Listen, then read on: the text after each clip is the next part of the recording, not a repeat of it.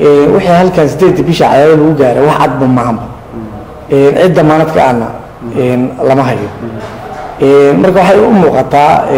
in intii hore oo wax isku darsatay in hadda ay la kala diray de qoys kastaana uu aayihiisa ka fakari doono waxaa la gudboon inaysan aayahooda cid dambe ay ku aaminaan aanu jirin kuna aamini doonin ayna haddana tashiyo u socdaan insha allahuna ay masiirkooda ka fakari doonaan sida ugu dhaqsiyaha badan marka waxaad leedahay maamuladii hore dib loo soo celiyay mar haddii wixii la isku daray iyo sharcigii lagu xadgudbay lana geliyey shaki jiritaankii galmudug waxaa ku qasban tahay cid kastaaba inay masiirkeeda ay ka fakarto haddii aan si degdeg ah waxaa qaldamay sida bareeraha loo qalday dowladda muqdisho waxaad moodaa inay dowladdii hore raadkeedii qaadayo ay dowladdii hore ku caanbaxday inay muqdisho inta ka soo boodo ay galmudug timaado ay danaheeda ka fushato haddana waxaad moodaa inay waddadii oo kale qaadatay oo kale marka haddii la waayo isku halayn dhab ah waxaa qasaba in dadku aayahooda ay ka tashadaan heshiiskaas waxaan u arkaa bilowga burburkii galmudug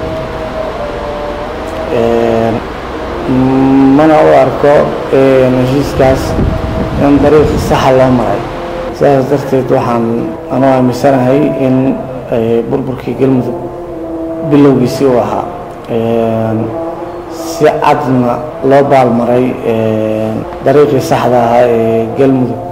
sharciyadeedu ay ku qotobtay iyadoo dana gaara laga leeyahay danahaasoo horseed u ah baabi'inta galmudug waa tahay waxaa jirtay in baarlamaanku ay dhawaan ansixiyeen in 10 bishaan hadda socotay in la qabto doorashada madaxweynaha galmudug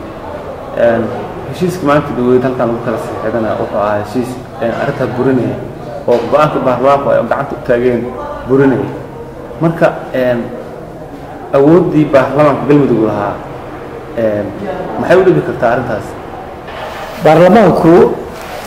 ilaa iyo hadda indhahu ka qarsanayaa waxaana muuqata in baarlamaanka galmudug uu yahay asagoo fududeeyaha burburka galmudug maadaama uu ahaa hay-adda ugu sarreyda sharciga uuna guddigii baarlamaanku anagu guddi doorashaan ogeyn oo ku astaysnaa maanta inay doorasho qabtaan oo bishii 10 tahay kadibna si aan bulshada galmudug loo faahfaahin ayaa wafdi ka socda dowladda dhexe u soo gaaray cadaado xaruntii ku-meel gaarka ahayd galmudug kadibna